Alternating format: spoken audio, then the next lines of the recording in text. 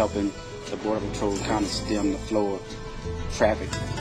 Our southern border is one of the fronts that this nation has in terms of the war on terror. It's important to protect our own borders, not just go overseas and do our job. We want to get more control of the illegal activity that happens on the border.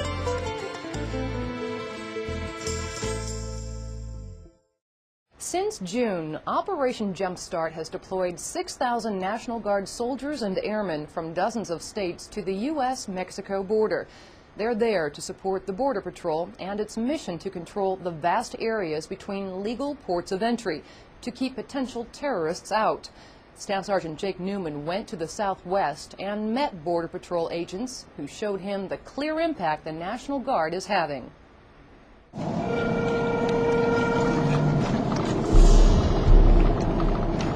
It would be nothing, to walk from this road to the side of that hill and see where 2 or 3 groups have gone through, and they would be double digits, 10s and 12s. Veteran Border Patrol agent Cal Cook has driven these old dirt roads just north of the U.S.-Mexico border thousands of times.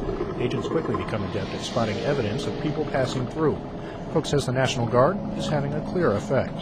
Like this group, they came up part way, and obviously as soon as these guys called them out, they probably saw each other about the same time and turned around and went back south. They took care of that without even an agent responding.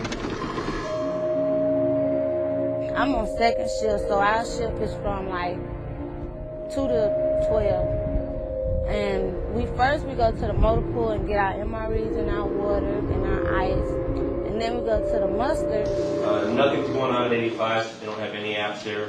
No bodies, not bringing anything north. The muster is a briefing that begins each Border Patrol work shift. At the Deming station, agents and guardsmen muster together. And we have a meeting with the Border Patrol, and they do roll, and they go over the things, like from yesterday, what happened. All in all, not too well bad. Right now, I was looking for people that are staging. They usually stage around this area. There's a lot of rocks. In the Deming Station control room, Specialist Anthony Bustillos of the New Mexico National Guard monitors feeds from cameras and motion sensors spread all along the border an hour to the south. It's become a full-time military job.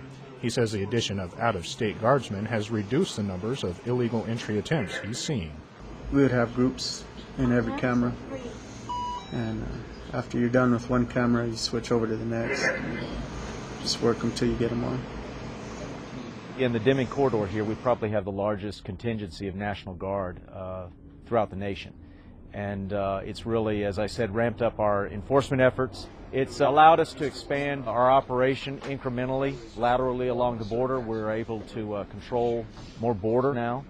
And that's quite a stretch. The Deming Station is responsible for 54 miles of border. Being a U.S. Border Patrol agent is about more than just keeping illegal aliens out of the United States. It's about homeland security.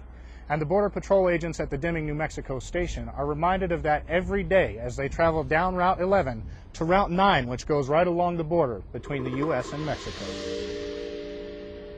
We come out here, relieve the other people, and then we just watch, make sure nothing drastically happens. About half of the National Guard personnel are assigned as entry identification teams, or EITs. These are basically observation posts overlooking the border.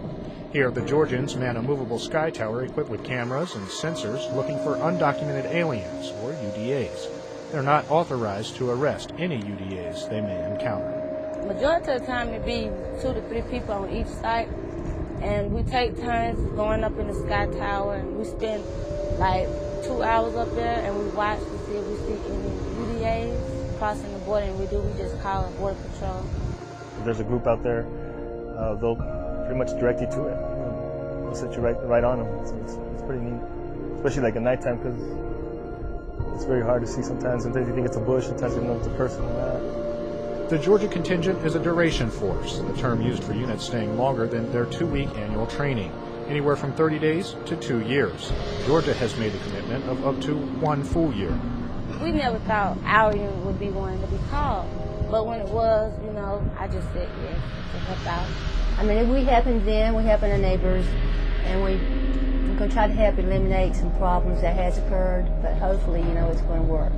if we actually do have entries, we're actually able to apprehend them quicker, faster. Just overall makes it more efficient for the agents on the border. This is another area that has a road all the way to the border that they used to drive through right here by this old wooden mill.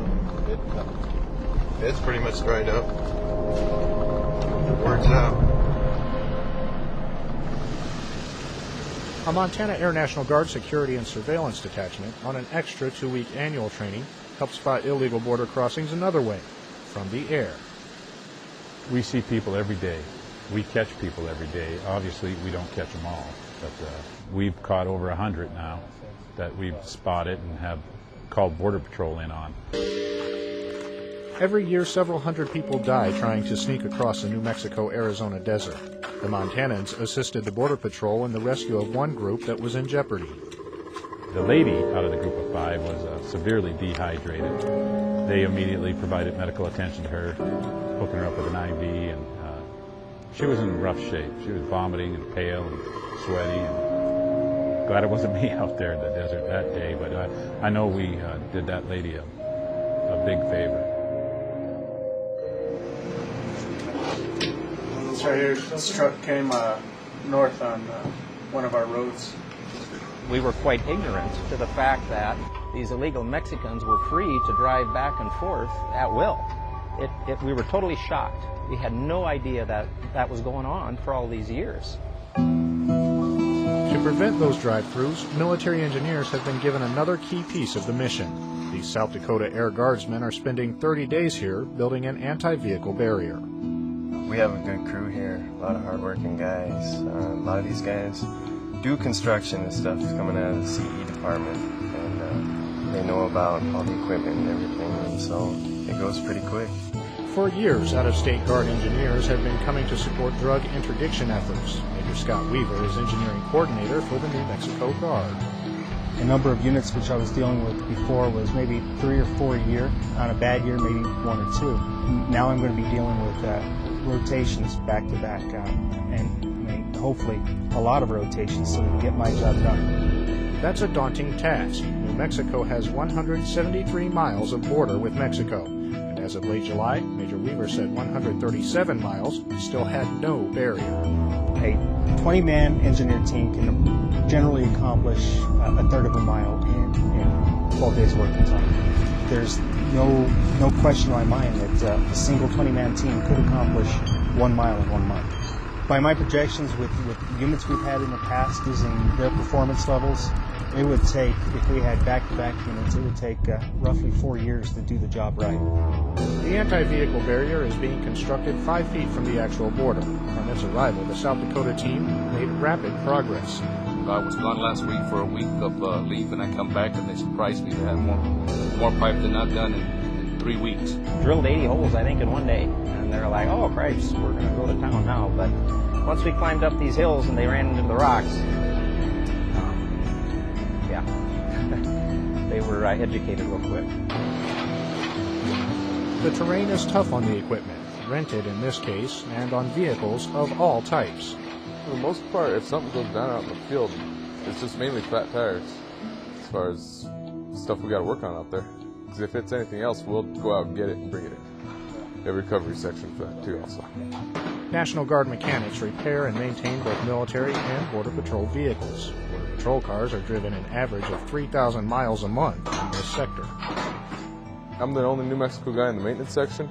The rest of them are West Virginia, and the West Virginia National Guard. Just some high-speed soldiers. Proud of them. We're good to home country boys. We're not used to the kind of heat down here, and it's a little hard getting adjusted to that, but we're maintaining.